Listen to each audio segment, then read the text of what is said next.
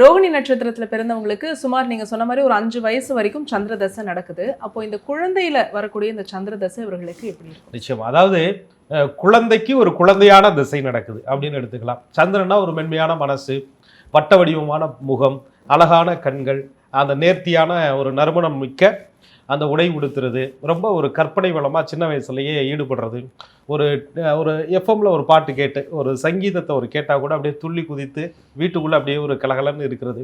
அதாவது ரோகிணி நட்சத்திரத்தில் பிறந்த அந்த குழந்தைகளை அந்த பெற்றோர்கள் ஒரு நொடி பொழுது கூட பிரிவதற்கு மனசு வராது. எல்லா நேரமும் ஒருத்தர்னால எப்படி அப்படி துருன்னே இருக்க முடியும் அப்படின்னு கேட்டால், அந்த பேசுவது, அந்த இருக்கிறதுலையே மழலை சொல், குழந்தையுடைய அந்த பேச்சுங்கிறது ஒரு பெரிய வரப்பிரசாதம். அதில் ரோகிணி நட்சத்திரத்தில் பிறந்தவர்கள் அந்த பேச ஆரம்பிக்கும் போது அந்த நாக்கு அப்படி வரும்போது அந்த படுற பாடு, அந்த அழகு, அந்த பேசுவதே சங்கீதம் அப்படின்னு சொல்லலாம். ஸோ அப்படிப்பட்ட ஒரு வாழ்க்கையில் இந்த ரோகிணி நட்சத்திரக்காரர்களுக்கு அந்த சந்திர மகாதசி தொடங்கும். அது சின்ன வயசில் நடக்கிறதுனால எல்லோருக்கும் செல்லம், அப்பா செல்லம், அம்மா செல்லம், எல்லாருடைய செல்லமாகவும் அவங்க வளருவாங்க. சிலருக்கு மட்டும் அது சந்திரன் உச்சத்தில் இருக்கிறதுனால தாயோட அந்த அன்பு, பாசம், அக்கறை ஒருபடி அது கூடவே கிடைக்கும்.